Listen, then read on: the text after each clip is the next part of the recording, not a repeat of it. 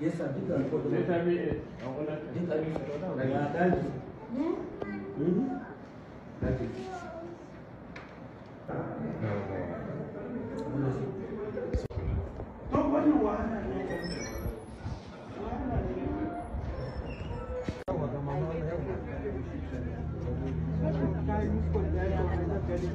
akwai wani dan yayan mu ana ce masa Awwal, yana irin gyaran waya din sai yace ta zo zai bata waya ta je ta kai ma Awwal ya gyara masa.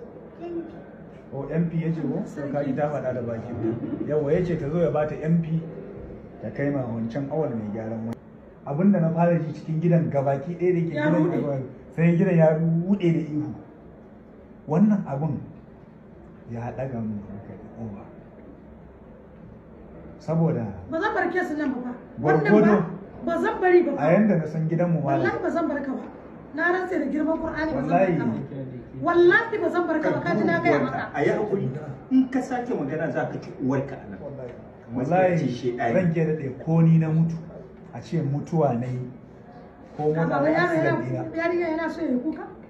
In kan warka ce Ko za ka accident ne wallahi malam. Ko yarka? Ba zan ji irin wannan kuka a gidana ba. Za ka cuci 'yar mutane a ta age? Saboda Ka ne sa rayuwa a gaba? a nau'in gidanmu din Saboda kai rayuwar wallahi dan mutum ya mutu. cikin kesu. Ni da zan rike kesu kuma har a tafi ɗan biyu. Duk ran da za a yi sitin kuna wuri. Insha Allah.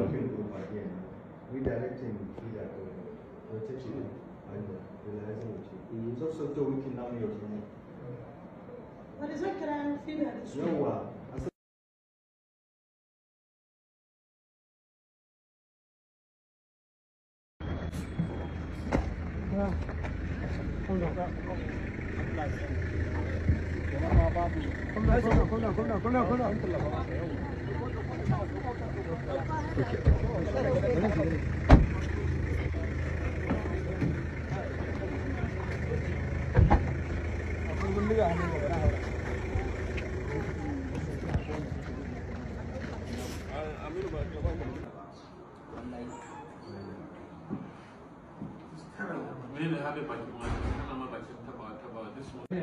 Yes, sir. Duk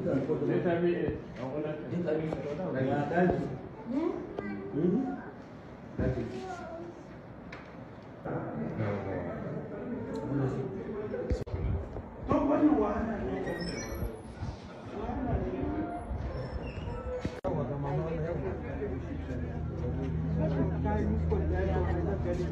Akwai wani dan yayan mu ana ce masa Awwal, yana irin gyaran waya din sai yace ta zo zai bata waya ta je ta kai ma Awwal ya gyara masa.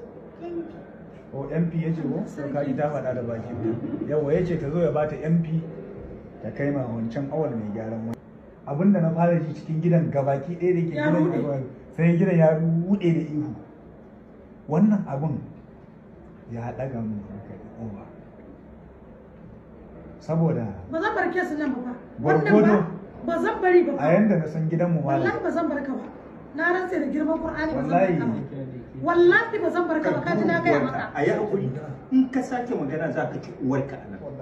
Wallahi zan ke daɗe ko ni na mutu a ce mutuwa na yi ko mota na accident ɗina. Yarinya yana so ya kuka?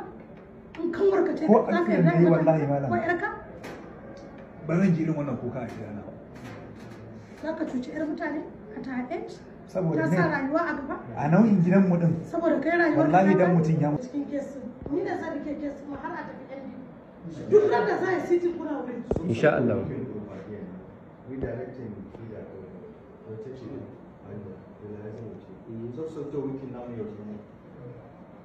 Wani zan kira yan fida da su. Yawwa.